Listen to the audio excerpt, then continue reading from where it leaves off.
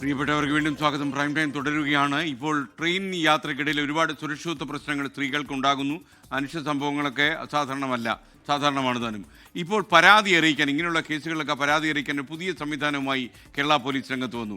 യാത്രക്കിടയിൽ അടിയന്തര സാഹചര്യങ്ങൾ ഉണ്ടായാൽ 112 112 എന്ന നമ്പറിൽ നിങ്ങൾക്ക് പോലീസിനെ ബന്ധപ്പെടാം. അതുപോലെ 112 അല്ലാതെ വാട്സാപ്പ് മുഖേനയും വിവരങ്ങൾ അറിയിക്കാം. വാട്സാപ്പ് നമ്പർ പറയാം: 9497 935859. നമ്പർ ഒരിക്കൽ കൂടി 9497 935859. ഈ നമ്പറിലെ വാട്സപ്പ് സന്ദേശങ്ങൾ നിങ്ങൾ അയക്കാം. പോലീസിൻ്റെ സഹായം വേണമെങ്കിൽ നിങ്ങൾക്ക് ആവശ്യപ്പെടാം. ഓടുന്ന ട്രെയിനിലാണെങ്കിൽ പോലും പോലീസിന് പലതും ചെയ്യാൻ കഴിയും എന്നുള്ളതാണ് ഏറ്റവും പ്രധാനപ്പെട്ട കാര്യം. അപ്പോൾ ഇങ്ങനെ 112 എന്നൊരു സംവിധാനവും 9497 935859 എന്നൊരു വാട്സാപ്പ് നമ്പരും നിങ്ങളുടെ സുരക്ഷയ്ക്കായിട്ടുണ്ട് എന്ന കാര്യം ട്രെയിനിൽ സഞ്ചരിക്കുന്ന ആളുകൾ മറക്കേണ്ട. മറ്റൊരു വാർത്തയിലേക്ക്. ഹരിയാനയിൽ ഒറ്റ വീട്ടു നമ്പറിൽ 66 വോട്ടർമാരുണ്ടെന്ന പ്രതിപക്ഷ നേതാവ് രാഹുൽ ഗാന്ധിയുടെ ആരോപണം ശരിയാണെങ്കിലും ആസൂത്രിതമായല്ല ഇതെന്നാണ് സ്ഥിരീകരണം. കൂട്ടുകുടുംബമായി വെവ്വേറെ താമസിക്കുന്നവർക്ക് ഒറ്റ വീട്ടു നമ്പർ കിട്ടിയത് BLOയ്ക്ക് സംഭവിച്ച പിഴവെന്നാണ് ഇവിടുത്തെ വോട്ടേഴ്സ് പറയുന്നത്. രാഹുൽ സൂചിപ്പിച്ച ഗ്രാമത്തിൽ 24 സംഘം നേരിട്ട് അന്വേഷണം നടത്തി. ആരോപണത്തിന്റെ വസ്തുത ബോധ്യപ്പെട്ടു. BJP Vice Chairman Zilla Parishad Palwal. He's allowed to have 66 voters on the list by saying they're in his house. Rahul പറഞ്ഞ ആ BJP നേതാവ് ഹോദൽ ജില്ലാ പരിഷത്ത് വൈസ് ചെയർമാൻ ഉമേഷ് ഗുദ്രനെ കുറിച്ചാണ്. ഇതിലെന്തെങ്കിലും വാസ്തവമുണ്ടോ എന്നറിയാനാണ് ഞങ്ങൾ ഹരിയാന ഹോദൽ ജില്ലയിലെ ഗുദ്രന ഗ്രാമത്തിലേക്ക് പോയത്.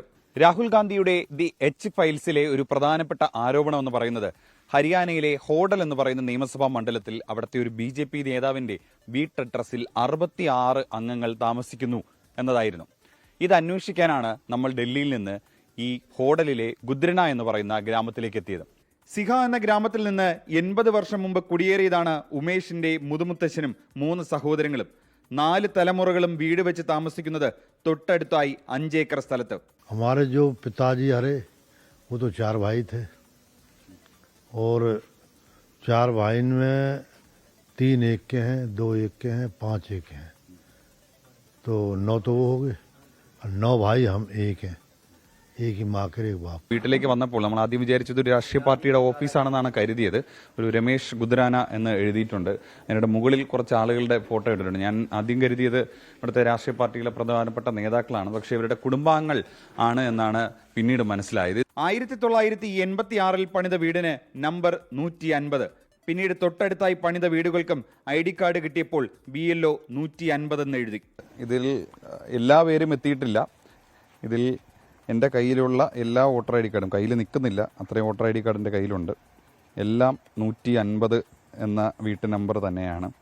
2009 കുടുംബ വീടിന്റെ അതേ നമ്പർ തന്നെ മറ്റുള്ളവർക്കും എഴുതി നൽകിയ BLOയ്ക്ക് സംഭവിച്ച പിഴവാണ് രാഹുൽ ഗാന്ധിയുടെ ആരോപണത്തിലേക്ക് വഴിവെച്ചത്. എന്നാലും വോട്ടർ ID കാർഡിൽ ഒരേ വീട്ടു നമ്പർ വന്നിട്ട് വർഷങ്ങളായിട്ടും അത് കണ്ടെത്തി തിരുത്താത്ത തെരഞ്ഞെടുപ്പ് കമ്മീഷന്റെ പിടിപ്പുകേടിന് ആര് ഉത്തരം പറയും?